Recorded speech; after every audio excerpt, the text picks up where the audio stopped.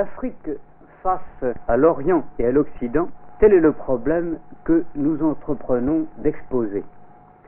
En d'autres termes, si les jeunes États africains qui disposent aujourd'hui d'une souveraineté entière avaient à choisir des modèles, des exemples dans la voie du développement, est-ce avec les pays d'Orient ou est-ce avec les pays d'Occident qu'ils se sentiraient le plus d'affinité? Cette question, nous allons la poser aux 4 personnalités que voici. Monsieur Albert Rakoto Ratsimamanga, haut représentant de la République malgache, qui est un écrivain, un médecin, un savant de renommée internationale.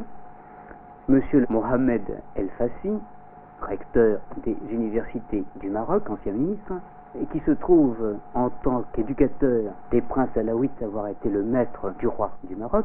Monsieur Edgar Faure, ancien président du Conseil des ministres de la République française, observateur écouté des affaires d'Extrême-Orient.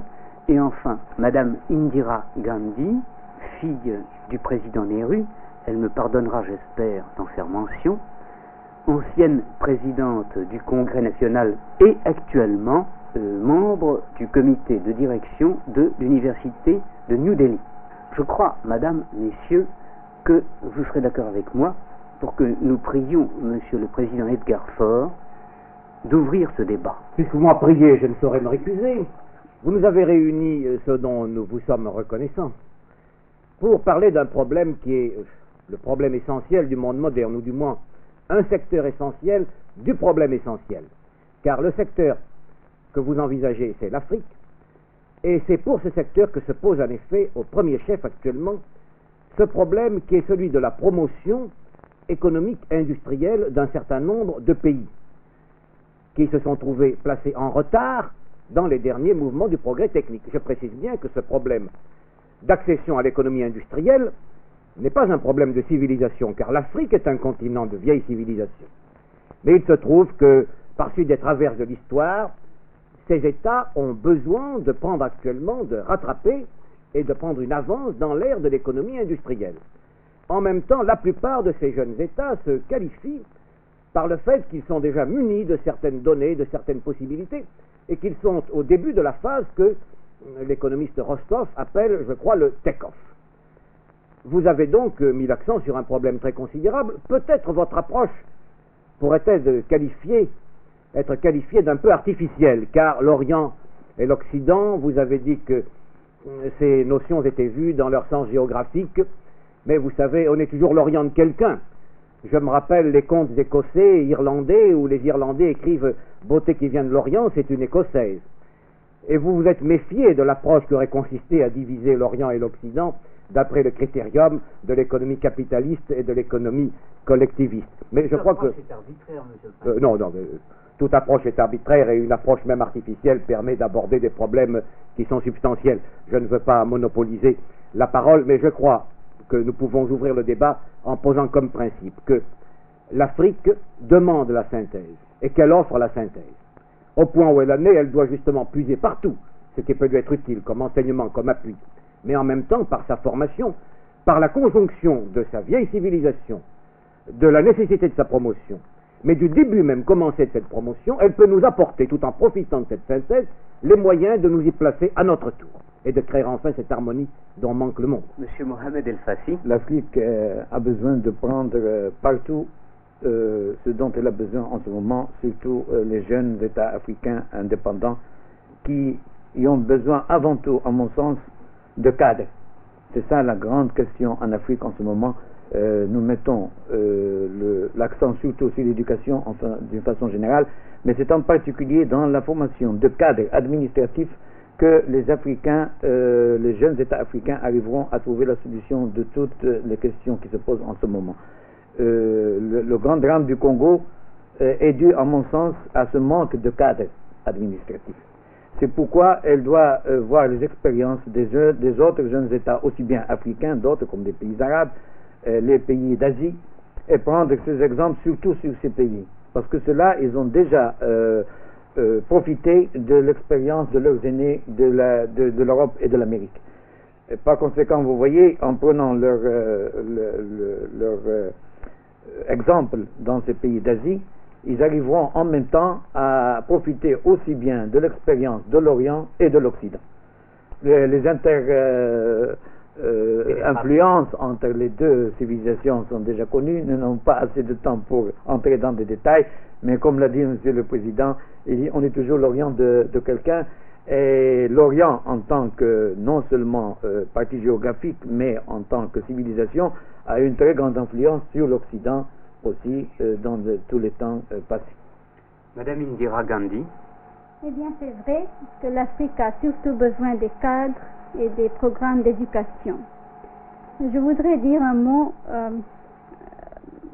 sur les femmes, parce que je pense que c'est l'éducation de la femme qui est très importante. C'est la femme qui peut changer les idées de la famille. Et maintenant, dans ces pays nouveaux indépendants, on a besoin de créer une atmosphère, des nouvelles idées, parce que on trouve souvent que les gens communs n'acceptent pas toujours les idées nouvelles. Et quand on achève l'indépendance, on veut tout de suite beaucoup de choses, on a des demandes. Et on n'a pas en même temps la réalisation de travailler pour ces choses. Et je pense que c'est par éducation dans le sens la plus, large, qu'on peut créer cette atmosphère dans le pays pour qu'on peut accepter ces programmes. Monsieur l'ambassadeur Chimamanda. Eh bien, voyez-vous, on vient de dire tout à l'heure que en réalité, tout le monde est bien disposé pour l'Afrique. Vous avez vu, je ne veux pas, le recteur El Fassi tout à l'heure nous a parlé de ce qui est au point de vue retard de l'Afrique au point de vue technique, qui ne fait que confirmer ce qu'a dit le président Faure. Mais je vais attirer spécialement votre attention sur deux points. C'est que, premièrement, d'abord, du fait de l'accession à l'indépendance, l'Afrique à l'heure actuelle est en train de se chercher. J'entends par là sa personnalité. Naturellement, il y a la personnalité morale, spirituelle qui existait déjà auparavant, mais c'est surtout sa personnalité politique. Je ne vois pas d'antinomie entre l'Afrique et l'Europe, par exemple, entre l'Afrique et l'Orient tel que vous le concevez. Je pense que, justement, l'Afrique peut servir de pont entre l'Orient et l'Occident. Et de plus, je crois que nous devons chercher à l'Occident sa technique, voyez-vous, sa facilité de vie qui améliorerait l'existence, mais nous ne devons pas perdre de vue que l'Orient, d'ailleurs ce n'est pas Madame Gandhi qui va à ce point de vue me contredire, c'est la spiritualité de l'Inde, le mariage, l'union entre l'avancée technique d'un côté et la spiritualité de l'Inde de l'autre côté, et avec le fond artistique africain ferait de l'homme africain moderne quelque chose, une personnalité nouvelle que peut-être mon ami Changor essaie de dire ou de exprimer dans sa conception de ce qu'il entend par négritude. Monsieur le recteur. L'Afrique devrait s'inspirer aussi bien de la spiritualité de l'Asie, de l'Orient en général, que celle de la matérialité, si on peut dire, donc du matérialisme occidental. On a beaucoup écrit et dit sur ces questions de spiritualité et de matérialisme que parfois on est un peu injuste pour l'Occident, où il y a aussi une autre spiritualité, et cette civilisation elle-même n'est pas seulement matérielle comme on le pense souvent, mais enfin il faudrait vraiment que l'Afrique ne se mette pas complètement dans le matérialisme et qu'elle s'inspire aussi des idées de l'Orient, de l'islam. D'ailleurs, une très grande partie de ces États, de nouveaux États africains, sont des États musulmans, mais même de la spiritualité chrétienne, qui est aussi d'autres États africains qui ont embrassé le christianisme. Et c'est peut-être une des meilleures choses que leur a apporté l'Occident. Et qui est d'ailleurs aussi un peu d'origine orientale. Oui, exactement.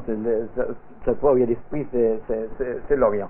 Et d'ailleurs, Il n'y reste pas toujours. Oh, Ça il dépend n'y un reste peu de pas la toujours, spiritualité occidentale. Alors, Si vous permettez, mon cher J'ai commencé par le dire moi-même. Nous sommes bien c'est un des d'accord. rares qui reconnaît cette spiritualité à l'Occident, parce qu'en Orient, un des plus grands noms, celui que nous avons cette année dont nous avons célébré le centenaire, Tagore, était vraiment quelqu'un qui ne voyait dans l'Occident que le matérialisme. Par conséquent, pour revenir à ce que je disais, il faut prendre comme devise, à mon sens, une parole du prophète Mohammed qui avait dit « Faites pour ce monde comme si vous étiez éternel sur la terre, et fait pour l'autre comme si vous deviez mourir le lendemain. » Il faut donner la part à chacune, à l'esprit et au corps. Mais ce que vous dites, monsieur le recteur, m'amène à la question suivante. Il y a certainement une spiritualité occidentale et il y a également des méthodes techniques qui peuvent être empruntées à l'Orient. Monsieur le président Edgar Faure. Je crois, mon cher ami, voyez-vous que le concept d'Orient et le concept d'Occident, correspondant à des caractéristiques en quelque sorte climatiques ou psychologiques, tendra à connaître une certaine atténuation, parce que la vie des hommes va vers une certaine uniformité, et chaque secteur du monde conservera tout de même ses caractéristiques, mais plutôt par suite de l'apport historique, légendaire, traditionnel, que par suite d'une persistance des conditions de vie différentes. Regardez comme la vie de beaucoup de peuples est changée actuellement par la climatisation, par exemple. Mais je suis entièrement d'accord avec ce qu'ont dit tout à l'heure mes prédécesseurs, et je suis d'ailleurs heureux que cet éloge de la spiritualité, sous ses différentes métamorphoses, soit fait en présence de Madame Gandhi, qui représente évidemment ce pays de l'Inde, devant lequel, à ce point de vue, nous nous inclinons tous, et ces noms qui représentent pour nous tant de valeurs. Mais voyez-vous, puisqu'on a parlé de la religion chrétienne, dont je suis ici probablement le seul représentant, nous avons ces... Ah oui, excusez-moi. Nous sommes donc, non pas en majorité, mais une sérieuse moitié. Excusez-moi, monsieur l'ambassadeur. Alors je me permettrai de rappeler que justement, il est toujours un peu indiscret de se citer soi-même, mais dans une des études que j'ai consacrées au problème de la promotion économique, j'avais donné à cette étude ce titre essentiellement chrétien, le pouvoir des clés, potestas clavium. Et nous avons ces célèbres paraboles des deux clés et des deux glaives, le temporel et le spirituel. Eh bien, ce sont ces deux clés que nous devons donner à l'Afrique. Ce sont ces deux glaives qu'elle doit porter, mais toujours conformément à la leçon de nos papes, le glaive temporel doit être sous le glaive spirituel. Le glaive sous le glaive. Madame Gandhi. Nous, en Asie, nous avons les mêmes problèmes. Nous sommes plus près des problèmes de l'Afrique que les gens de l'Occident. Nous apprenons aussi la technique maintenant et nous enseignons aussi aux pays d'Afrique. Nous envoyons des enseigneurs, des ingénieurs et toute espèce de peuple comme ça. Et je pense que nous avons beaucoup à donner, non seulement dans le domaine spirituel, mais seulement parce que nous avons passé par cette période nous-mêmes et nous sommes plus près de tous ces problèmes. Mais vous pensez, je crois que nous devons nous acheminer vers la conclusion, vous pensez, monsieur le recteur, que la compétition ne jouera pas pour l'Afrique et que si même elle devait s'instituer, les peuples d'Afrique ne l'accepteraient pas? Certainement, mais je ne pense pas qu'il y ait en ce moment une compétition seulement pour le bien de l'Afrique. Et ce que nous avons vu par exemple à l'UNESCO, puisque nous sommes ici dans le domaine de l'UNESCO, à la dernière conférence générale de l'UNESCO, cet enthousiasme de tous les pays, aussi bien d'Orient que d'Occident, dans tous les sens qu'on peut prendre ces deux mots, pour l'Afrique, est vraiment très confortant pour l'humanité future. Un mot encore, monsieur le président Edgar Faure. Bien, je suis particulièrement heureux de cet échange de vues et je voudrais le conclure en disant que le problème n'est pas tant de savoir si l'Orient a le monopole de la spiritualité et l'Occident celui du progrès technique matériel. Il se peut que dans la mesure où on atteint un progrès technique matériel supérieur, on n'ait plus de difficulté à garder la spiritualité. Nous devons faire cette conjonction, la synthèse du spirituel et du temporel, la synthèse de l'économie capitaliste et celle de l'économie socialiste, la synthèse de l'Orient et de l'Occident. Eh bien, mes chers amis africains, à vous de la faire. Absolument, nous sommes complètement d'accord.